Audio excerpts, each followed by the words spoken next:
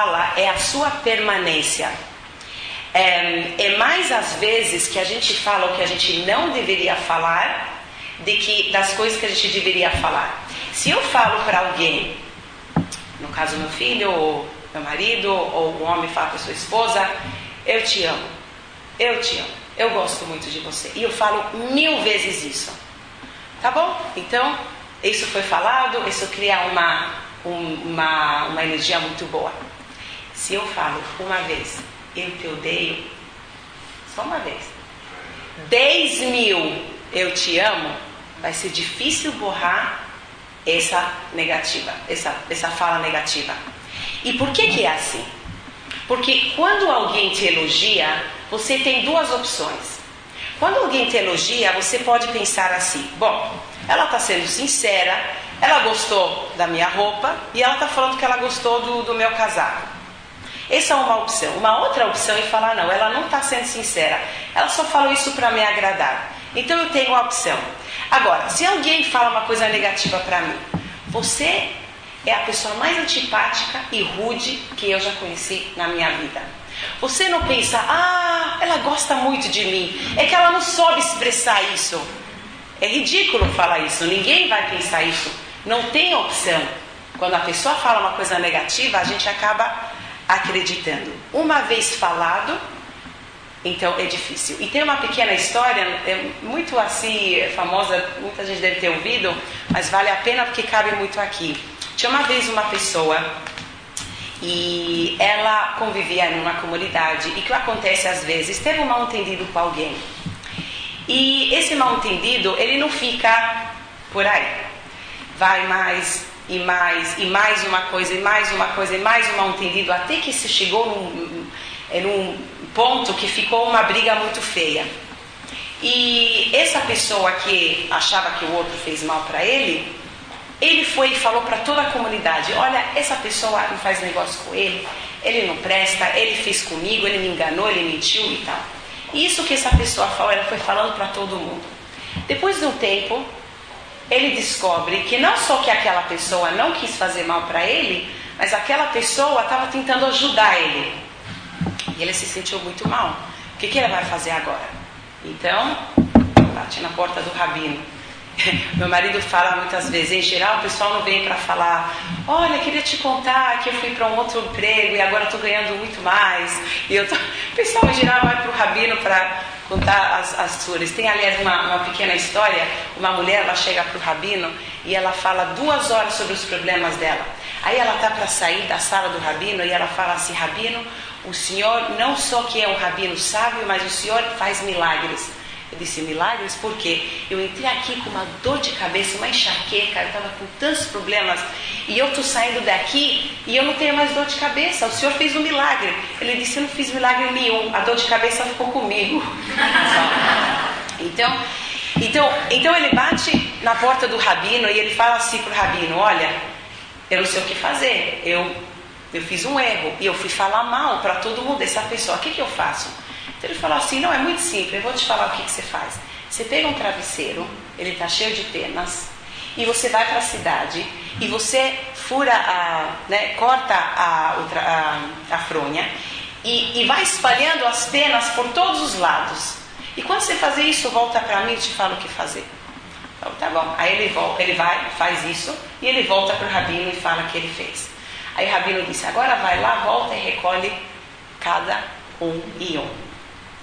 Essa história é só para a gente entender a força que a gente tem na nossa fala.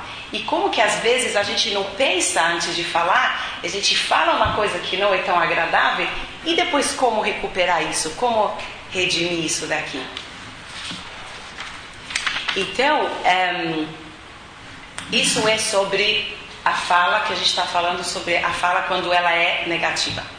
Agora, quando tem algum desafio ou algum problema no relacionamento, aí que a comunicação é crucial. Aí que é mais importante conversar, sentar e conversar. A maioria das pessoas não querem, porque ninguém quer enfrentar uma situação. Então vai levando, até que o negócio estoura. Então, o certo é que quando tem algum problema, tem algum mal-entendido, sentar e se conversar. Então, tem uma pequena história de um homem e a sua esposa, e eles tiveram uma briga.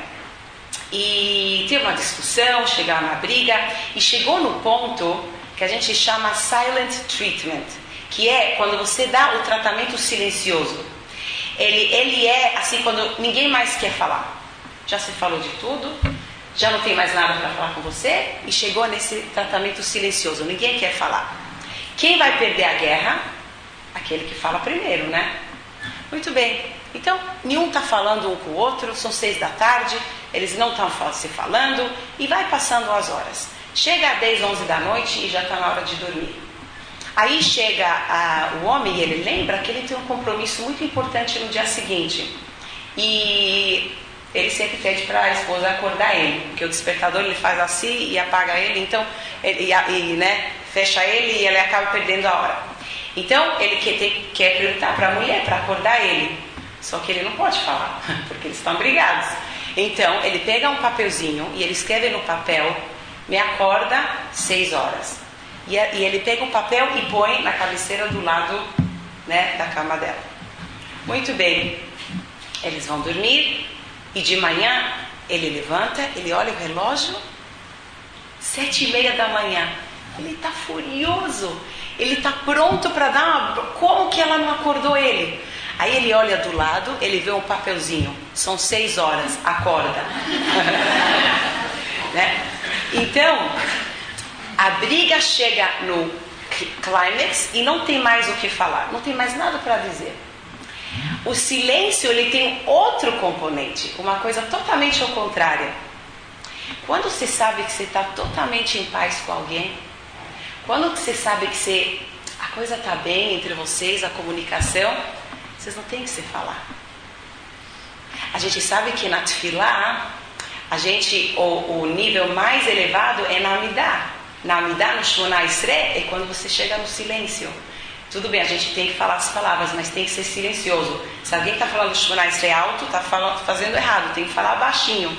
Esse que é, assim, quando chegamos numa comunicação máxima com Hashem. Silêncio. Tem paz, tem... Alguma coisa aqui está fluindo, não precisa falar, é acima das palavras. Agora, uma coisa que a gente tem que saber também sobre a comunicação: o falante, aquele que fala, ele é ativo ou passivo? Aquele que fala, pode falar. É ativo, muito bem.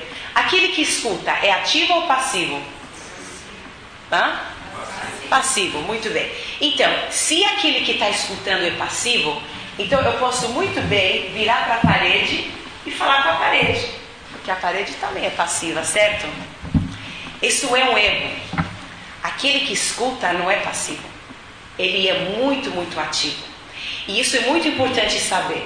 Por isso, quando você vai se comunicar com alguém, você tem que ver se aquele que está escutando, ele está pronto e ele está aberto para falar. Eu falo muitas vezes nas aulas, costumo dar aula para as mulheres: seu marido está entrando em casa, ele acabou de enfrentar os dragões, trabalhou, está estressado, está cansado, está com calor, está com fome, e ele está com um pé para dentro e você: nós precisamos conversar. Calma. Se o ouvinte ele é ativo, ele não está pronto para ouvir. Você tem que criar uma situação onde ele possa ouvir. Então ele tem que entrar primeiro, fechar a porta, tirar o sapato, de repente tomar um banho, dar de comer. Não vale a pena falar com o marido quando está com fome, porque não está ouvindo metade das coisas que está falando. Dar de comer. E quando tiver na hora certa, aí pode ter uma comunicação. Muitas vezes não é que a pessoa não sabe se comunicar, ela não se dá o tempo de comunicar. Não, tem que ser agora, já. Mas não é sempre o momento certo para se comunicar. Não é o momento certo de se comunicar quando o neném está berrando, você está atendendo, quer atender um telefone, os dois que estão tendo que estar na cama estão saindo da cama e tem horário para dormir, você está tentando conversar. Não dá para conversar, lógico que não dá para conversar. Porque nem quem está falando, nem o ouvinte está no momento certo. Mas o importante é que quando a gente quer falar para o outro, a gente considere que o ouvinte é tão ativo quanto o passivo. Aliás, mais ainda, como a gente sabe que tem uma amizade, uma boa relação entre uma pessoa e outra, quando o outro consegue nos ouvir.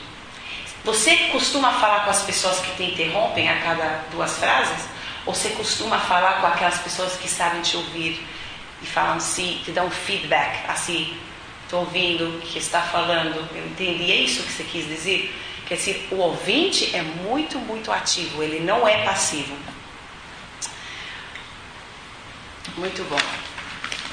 Agora nós vamos entrar no sistema dos 5 pontos que eu falei no começo.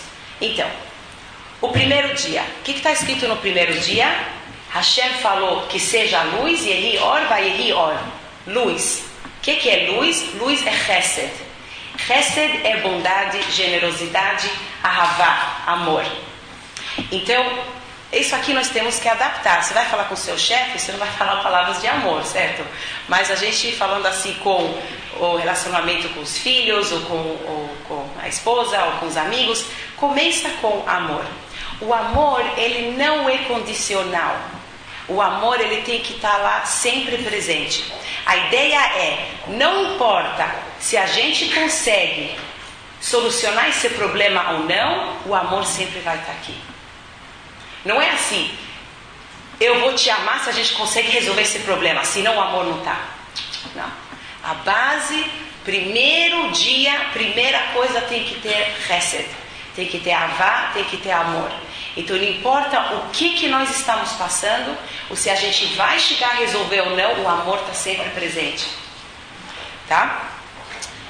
Isso aqui é muito interessante, que a Torá ela fala que o marido e a mulher, eles têm que verbalizar esse amor.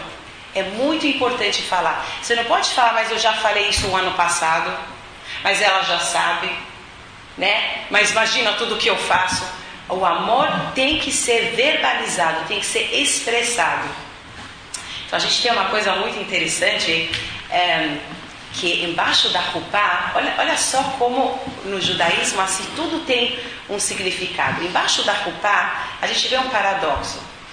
A mulher que costuma, aquela que se expressa e sabe passar os sentimentos e tudo, embaixo da Rupá ela está muda, ela não abre a boca. Acima disso ela está coberta, né? Até se ela vai falar ninguém vai ouvir, porque ela está coberta. E quem fala é o homem que fala. E o que ele faz? Ele pega, às vezes dá um microfone, às vezes não.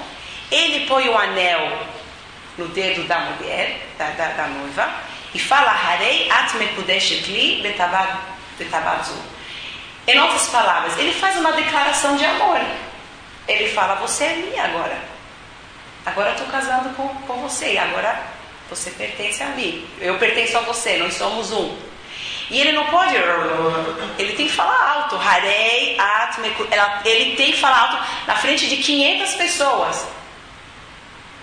Ele tem que fazer totalmente o oposto. A natureza dela é falar, ela está em silêncio. A natureza dele é não falar, ele tem que falar. E isso é o começo de um relacionamento.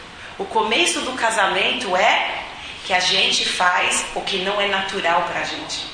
A gente tem que quebrar um pouquinho a nossa natureza. A gente não faz assim o que vem, o que é natural. A gente faz um pouco diferente.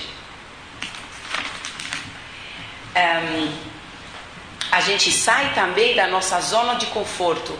Tudo que a gente é acostumado a fazer, e isso daí é sua zona de conforto. Isso aí você está muito bem lá, se sente muito à vontade. Você tem que fazer uma coisa contrária à sua personalidade, diferente de quem você é. Isso daí já é um desconforto, mas é justo aí que tem um crescimento. Obrigada. Vocês sabem que crianças pequenas, é muito fácil abraçar elas, beijar elas e mostrar para elas como a gente ama elas.